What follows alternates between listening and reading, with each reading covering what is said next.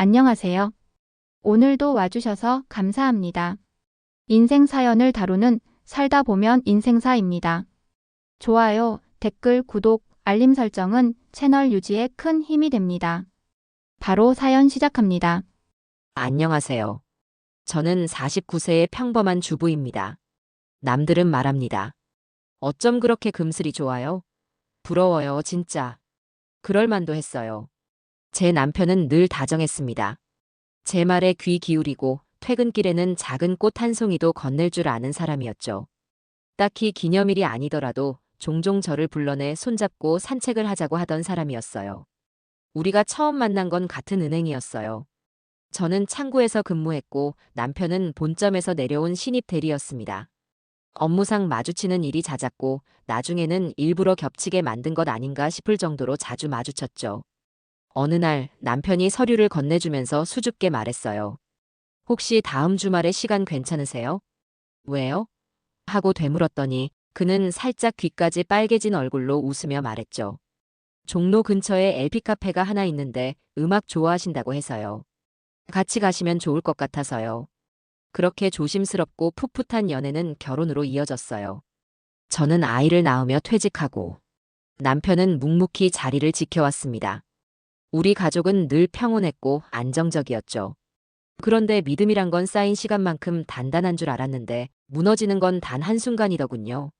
어느샌가 남편은 외모에 관심을 갖기 시작했어요. 퇴근 시간은 점점 늦어졌고 핸드폰은 늘 뒤집어 놓은 채 식탁에 올려두곤 했습니다. 별말 아닌데도 예민하게 반응할 때가 많아졌고 회식도 잦아졌죠. 처음엔 회사 일이 많아져서 그럴 거라 생각했습니다. 승진을 앞둔 시기였으니까요. 그래서 예민한 말투나 차가워진 태도도 그냥 넘겼습니다. 지금 생각하면 그게 시작이었던 것 같아요. 그러던 어느 날이었어요. 남편이 출근하고 난 뒤 집안을 정리하다가 문득 그의 책상 서랍이 눈에 들어왔습니다. 원래 남편은 자기 물건에 크게 신경을 쓰지 않는 사람이라 책상 위도 늘 어지럽혀져 있었죠.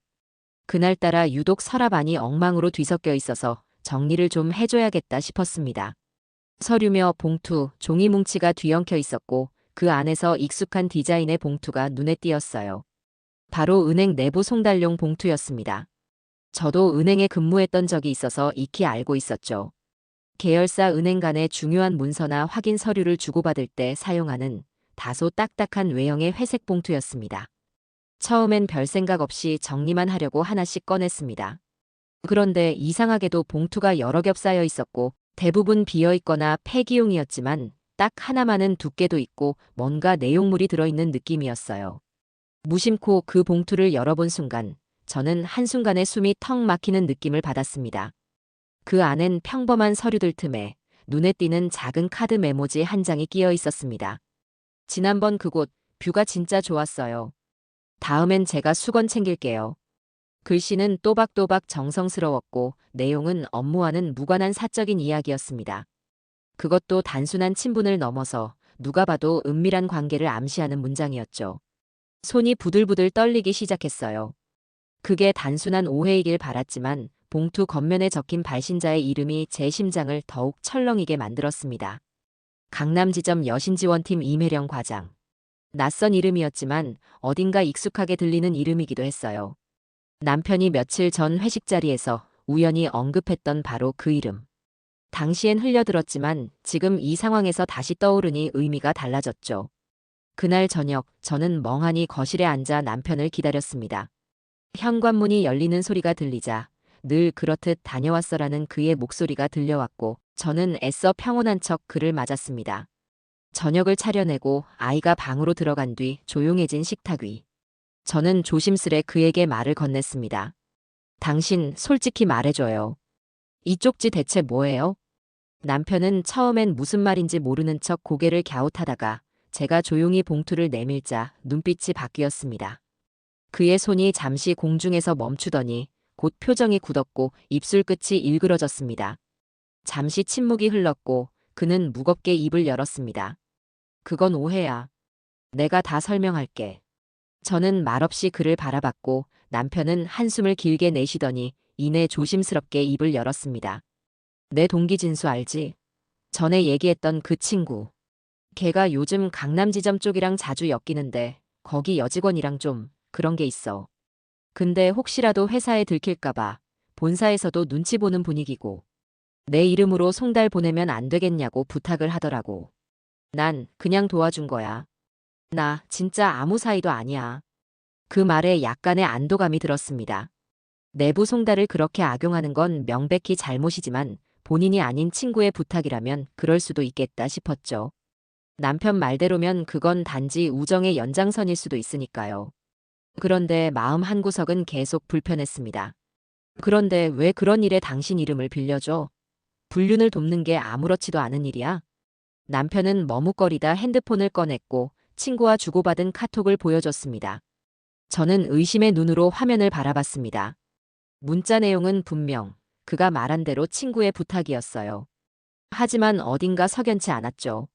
내 남편이 누군가의 불륜을 이런 식으로 거들었을 리가 없다는 생각이 자꾸 들었습니다. 그럼에도 불구하고 눈앞에 쪽지, 이름이 적힌 송달 봉투, 그리고 실제 존재하는 카톡.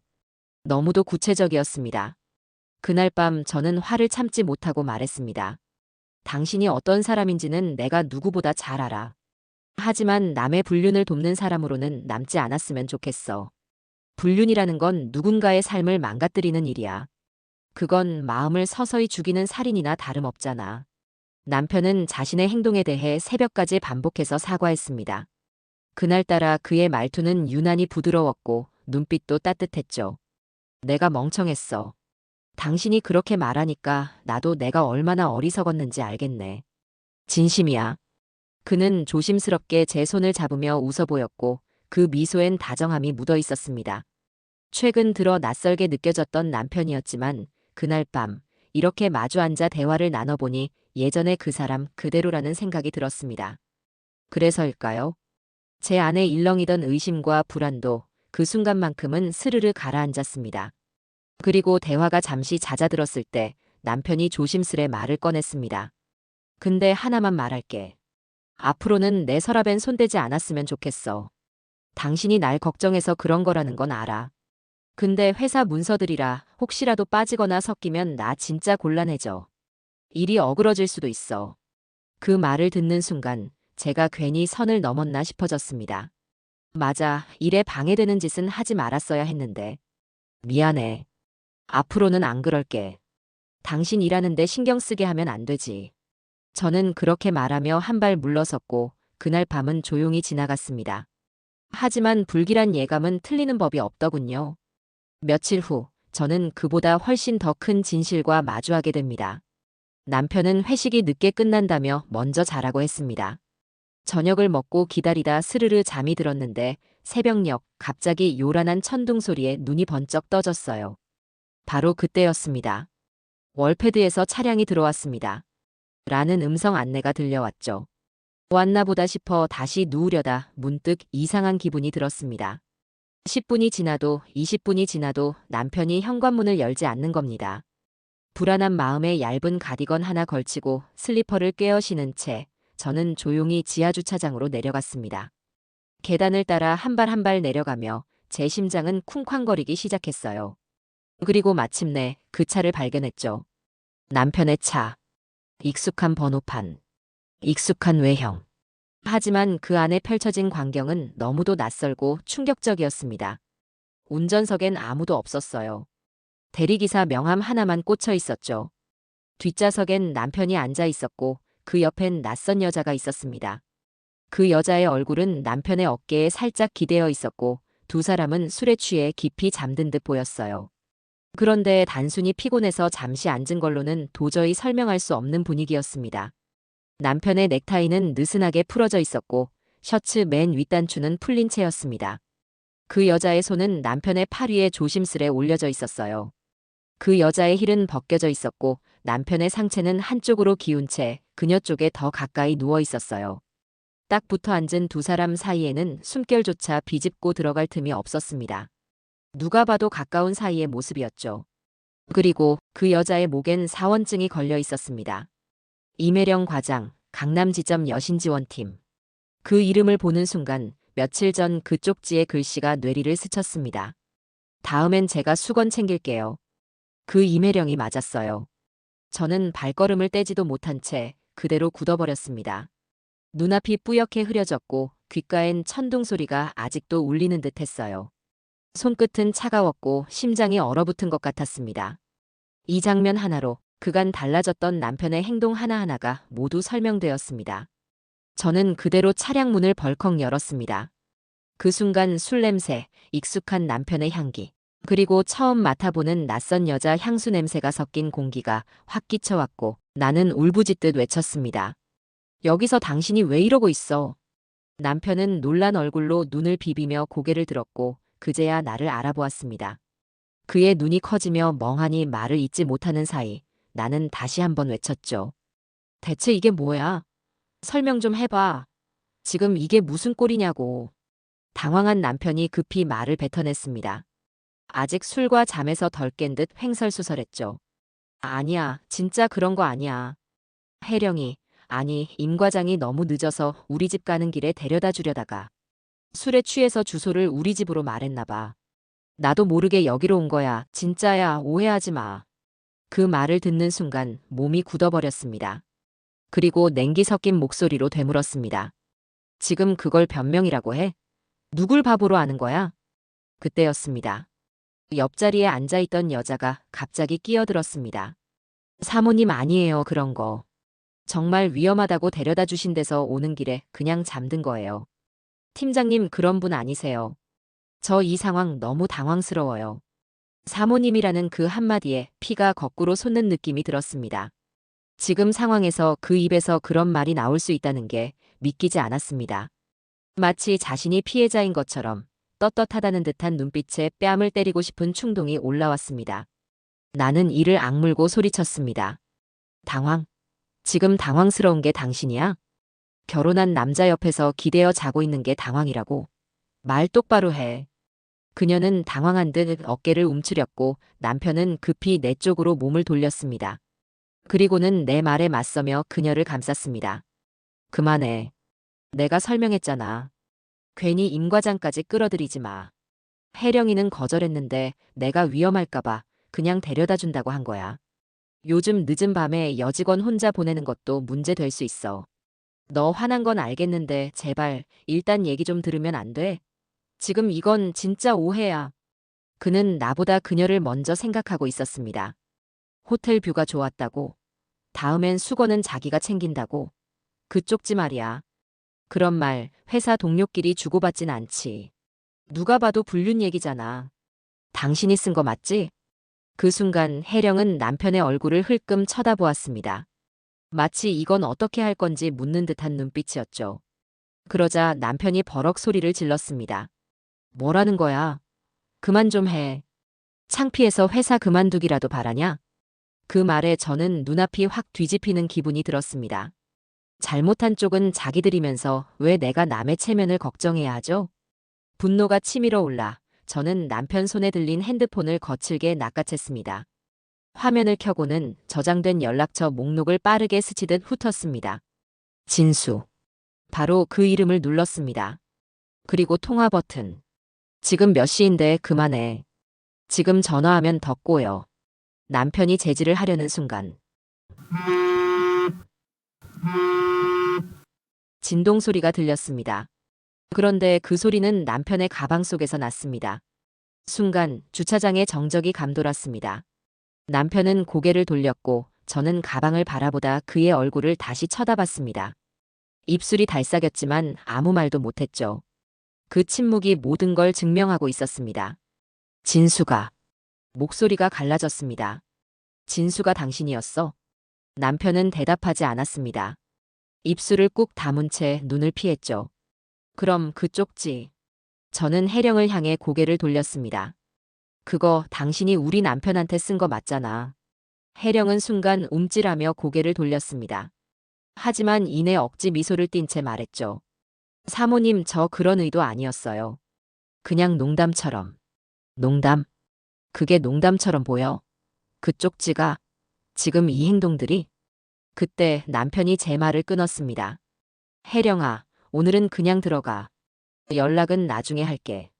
그 말에 혜령은 입술을 깨물고 고개를 끄덕였고 조용히 돌아서 지하주차장 출입구 쪽으로 사라졌습니다. 남편은 제 손목을 덥석 움켜쥐었습니다. 가자.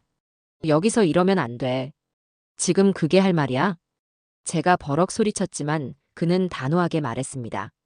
집에 가서 얘기하자. 여긴 사람들도 있고 CCTV도 있어. 너 이러는 거 우리 둘 다 위험해질 수 있어.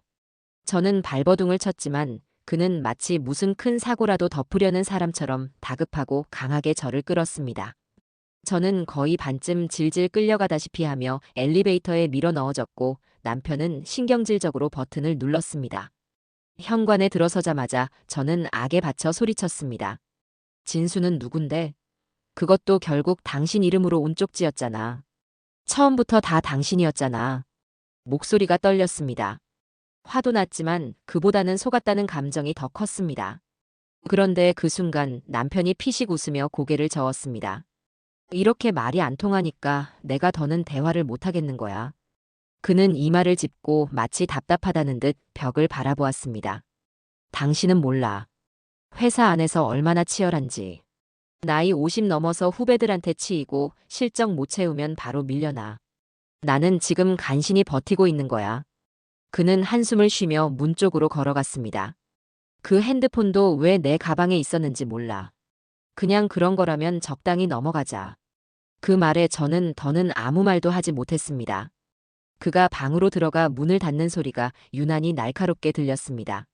저는 거실에 주저앉았습니다. 불 꺼진 집안, 조용한 공기 속에서 몇 시간이고 가만히 앉아만 있었습니다. 그날 밤 저는 한숨도 자지 못했습니다. 눈을 감으면 그 차 안에서 두 사람이 어떤 시간을 보냈을지 상상하게 됐습니다. 남편이 그녀에게 몸을 기울이고 익숙한 듯 그녀가 눈을 감는 모습이 떠올랐죠. 그 다음은 상상하고 싶지 않았습니다. 차창에 김이 서려 있었던 걸까요? 아무도 모르게, 아무도 방해하지 못하게. 그 순간 숨이 턱 막혔습니다. 그만 생각하자. 이러다 미쳐버리겠어. 새벽이 밝아올 무렵 남편은 평소보다 이르게 현관문을 나섰습니다. 저는 그가 문을 닫고 나가자마자 천천히 자리에서 일어났습니다. 다시 서랍을 뒤졌습니다. 며칠 전 남편 책상 서랍에서 발견했던 그 쪽지. 그게 사라져 있었습니다. 가슴이 철렁 내려앉았습니다. 설마 남편이 처리한 건가? 그가 저보다 한 발 앞서 움직였다는 사실에 괜히 더 비참했습니다. 저는 곧장 변호사 사무실로 향했습니다. 입구에 도착하니 생각보다 많은 사람들이 기다리고 있었습니다. 다들 각자의 이유가 있겠지. 그때서야 제가 진짜 이혼이라는 단어 앞에 서 있다는 것이 실감났습니다. 앞으로 어떻게 살아야 할지 그게 더 두려웠습니다. 정말 이혼하게 된다면 저는 뭘 어떻게 해야 할까요? 25세 결혼해 이듬해 아이를 낳았고 남편 뒷바라지에 아이들 키우느라 제 시간은 언제나 누군가를 위해서 흘러갔습니다. 그런 제게 이혼은 단지 관계를 끊는 문제가 아니었습니다. 삶 전체의 균형이 무너지는 일이었습니다. 집은 어떻게 해야 할까요? 그가 나가면 제가 이 집을 유지할 수 있을까요? 은행 대출, 생활비, 보험, 노후 준비까지 모든 게 저 혼자 감당하기엔 너무 막막해 보였습니다. 무엇보다 마음을 짓누른 건 아이들이었습니다. 딸은 이제 취업을 준비하고 있고 아들은 대학 신입생이었어요. 이제 겨우 자기 길을 걸으려 준비하는 아이들에게 부모의 이혼은 너무 무거운 짐이 아닐까 싶었습니다. 아이들 결혼할 때까지만 참을까? 하지만 그때까지 제가 고통을 참고 버텨야 하는 시간, 저는 그걸 참아낼 자신이 없었습니다. 제가 감당해야 할 무게와 지금 이 고통 중 어느 쪽이 더 견딜 만한가? 쉽게 정해질 문제가 아니어서 머리가 복잡했습니다. 곧 상담실 문이 열리고 제 이름이 불렸습니다. 안으로 들어가자 중년의 여성 변호사가 자리에 앉아 있었습니다. 저는 그녀에게 지금까지 있었던 일을 최대한 차분하게 이야기했습니다. 남편이 은행원이라는 점, 직장 동료와 내연 관계로 의심되는 행동들, 그리고 쪽지를 발견했다가 지금은 사라진 상황까지 말이죠. 변호사는 메모를 하며 고개를 끄덕이다가 제게 조심스럽게 물었습니다. 혹시 그 쪽지 외에 남편이 상대 여성과 교류한 흔적은 없으신가요? 카톡이나 통화 내역, 혹은 주차장에 함께 있었던 모습에 대한 사진이라든지요. 저는 고개를 저었습니다. 주차장에서 본 건 맞지만 너무 충격이라 사진을 못 찍었어요. 그리고 카톡은 그날 보여준 친구랑의 대화 말고는 본 적 없어요. 변호사는 한동안 무언가를 생각하는 듯 고개를 숙이고 있다가 손을 모으며 제게 조심스럽게 설명을 이어갔습니다. 말씀하신 정황은 불륜 가능성이 매우 높아 보입니다. 하지만 이혼 소송에서 중요한 건 정황이 아니라 증거예요. 저는 조용히 고개를 끄덕였습니다. 그녀는 말을 이었습니다. 법적으로 불륜은 민사상 손해배상을 청구할 수 있는 사안입니다. 하지만 불륜이 있었다는 걸 입증할 수 있어야 해요. 호텔 투숙 기록, 휴대폰 문자나 사진, 위치 기록 또는 사설 탐정이 확보한 현장 사진이 대표적인 증거죠. 쪽지는요? 저는 급하게 물었습니다. 쪽지도 가능은 합니다. 하지만 상대가 그건 다른 사람한테 쓴 것이라고 주장하면 증거력이 약해요. 게다가 지금 그 쪽지가 없어진 상황이면 더더욱 그렇고요. 그녀는 제 표정을 잠시 바라보다가 한층 부드러운 어조로 덧붙였습니다. 혹시 다시 한번 남편의 휴대폰이나 차량 블랙박스를 확인해 보실 수 있을까요? 또는 최근 카드 사용 내역, 위치 추적 앱을 활용한 동선 확인도 도움이 될 수 있어요. 혼자 하지 마시고 필요한 경우 저희가 절차적으로 도와드릴 수 있습니다. 저는 고개를 끄덕이며 물었습니다. 그럼 지금 당장은 이혼 소장을 접수하는 건 무리겠죠? 아직은요. 정황은 있지만 상대방이 부인하면 증명할 수단이 없습니다. 다만 기록은 지금부터라도 차근차근 해두셔야 해요. 그녀는 한 박자 쉬고 나서 조심스럽게 제게 물었습니다. 그런데요, 정말 이혼을 원하시나요? 솔직히 이 나이대에 오시는 여성 의뢰인분들 중에는 남편 외도가 확실해도 여러 이유로 결정을 못 하시는 경우가 많거든요. 자식 문제, 재산 문제, 아니면 그냥 마음의 준비가 안 되셔서요. 저는 입술을 꾹 다문 채 고개를 떨궜습니다. 정말 이혼하고 싶은 건지 지금은 그 감정조차 정리되지 않았습니다. 결혼 생활 대부분을 그 사람 곁에서 살아왔고 이제 와서 혼자라는 현실이 너무 막막하게 느껴졌기 때문입니다. 변호사는 제 표정을 읽고는 말했습니다. 지금 당장 결정하지 않으셔도 괜찮아요. 마음은 천천히 정리하셔도 됩니다. 대신 증거는 시간이 지나면 사라질 수도 있으니 그것만큼은 지금부터라도 차근히 준비해 두시는 게 좋아요. 저는 고개를 끄덕이며 작게 대답했습니다. 네, 일단 증거부터 수집해 보겠습니다. 변호사가 소개해준 협력탐정사무소에 의뢰를 맡기고 저는 일단 기다려보기로 했습니다. 사건 이후 며칠은 초조했고 또 며칠은 괜히 허무했습니다. 하지만 시간이 흐르자 조금씩 마음이 무뎌지기 시작했습니다. 의뢰 후 한 달 가까이 아무 일도 없었습니다. 그 사이 저의 이혼에 대한 감정도 흐릿해졌습니다. 진짜 별일은 없었던 건가? 이제 그 여자랑은 끝난 건가? 그렇게 스스로를 안심시키던 어느 주말이었습니다. 남편이 퇴근하자마자 작은 가방을 챙기며 말했습니다. 이번 주말 팀장 연수 있어서 연수원에 다녀와야 해. 그 순간 심장이 다시 요동치기 시작했습니다. 혹시 예전 같았으면 그냥 넘겼을 말 한마디에 다시 가슴이 쿵 내려앉았습니다. 그리고 마치 기다렸다는 듯 그날 밤 탐정에게 연락이 왔습니다. 의뢰하신 분 관련해서 오늘 결정적인 영상 확보했습니다.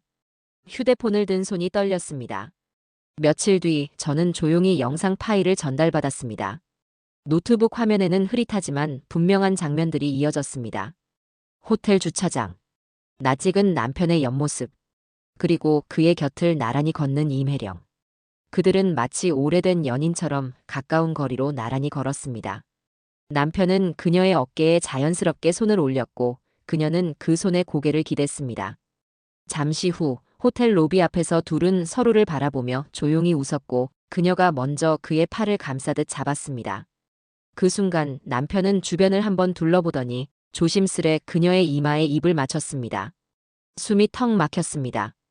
영상 속 남편의 표정은 다정했고 그녀는 그 다정함이 익숙하다는 듯 아무렇지 않게 그의 팔에 기대었습니다.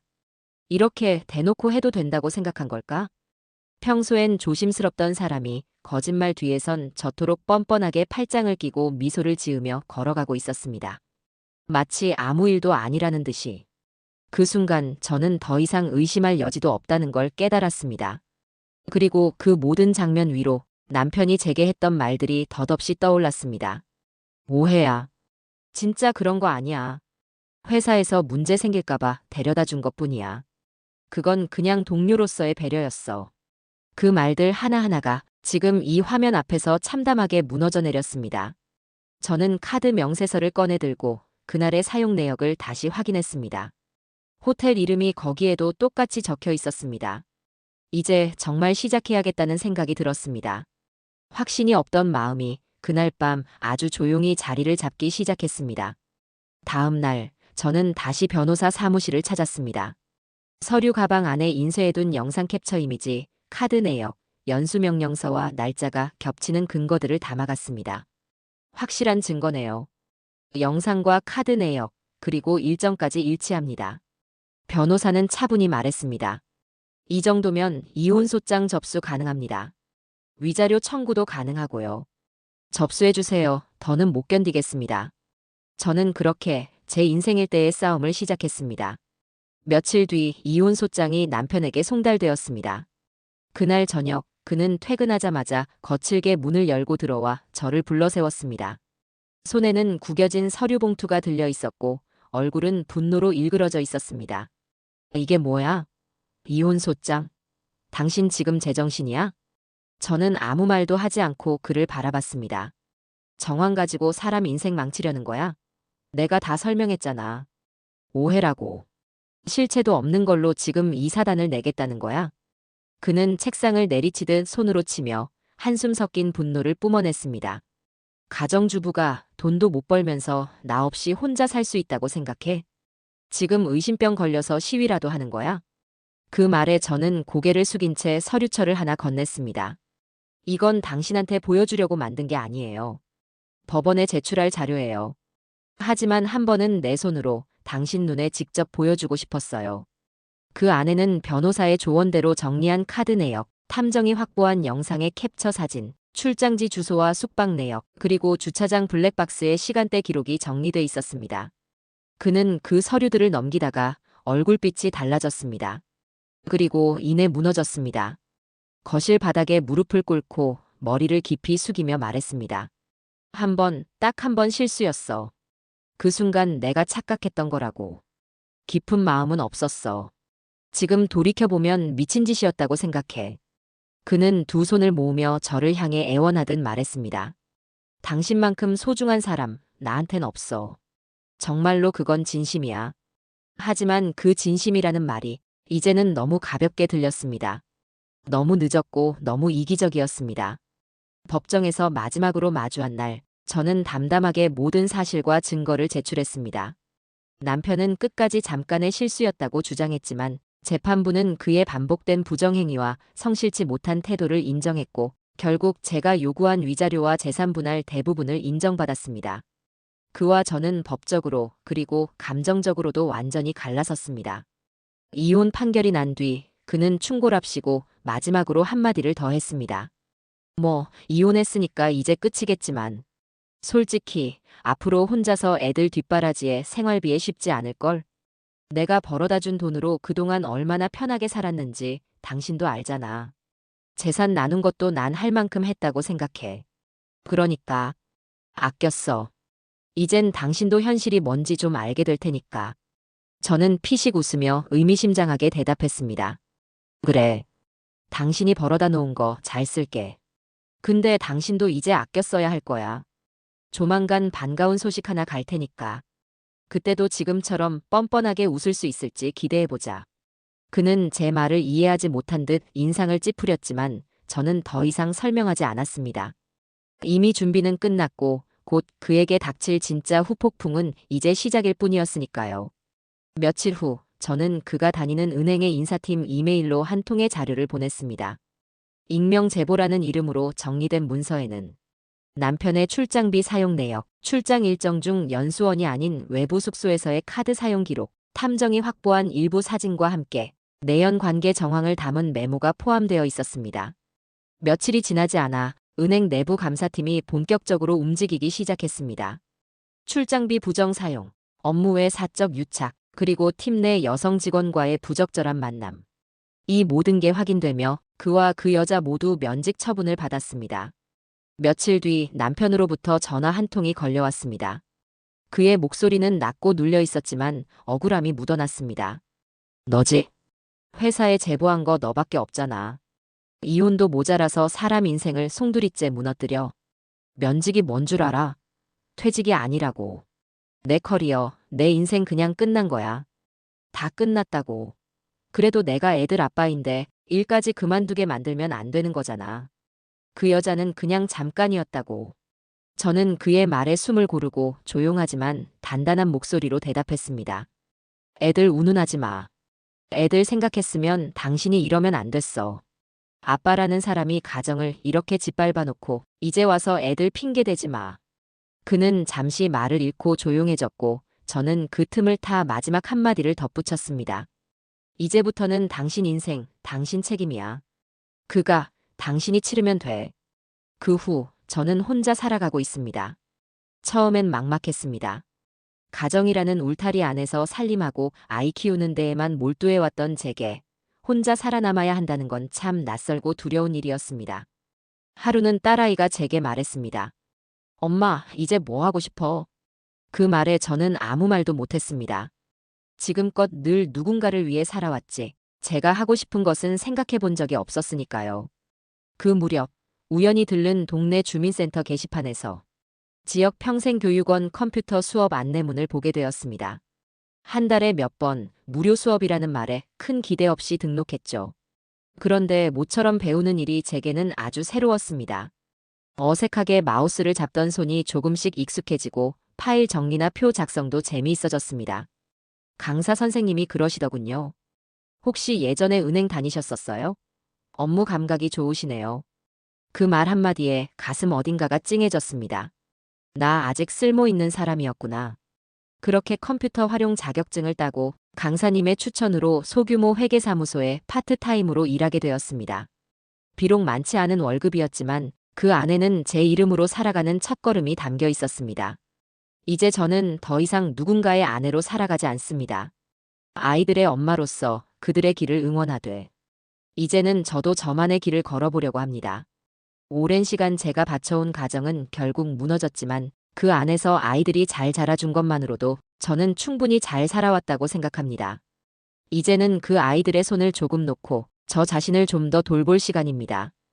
혹시 이 영상을 보고 계신 분들 중 저처럼 오랜 시간 가족을 위해 살다 어느 날 혼자가 되어 막막함을 느끼시는 분이 있다면 그 마음 저는 너무나 잘 압니다. 하지만 꼭 기억하세요. 우린 아직 늦지 않았고 우리 삶은 아직 충분히 아름다울 수 있다는 것을요. 이것으로 제 이야기를 마칩니다. 긴 사연 들어주셔서 감사합니다. 사연 재밌게 보셨나요? 좋아요, 댓글, 구독, 알림 설정 부탁드립니다. 편안한 하루 보내세요.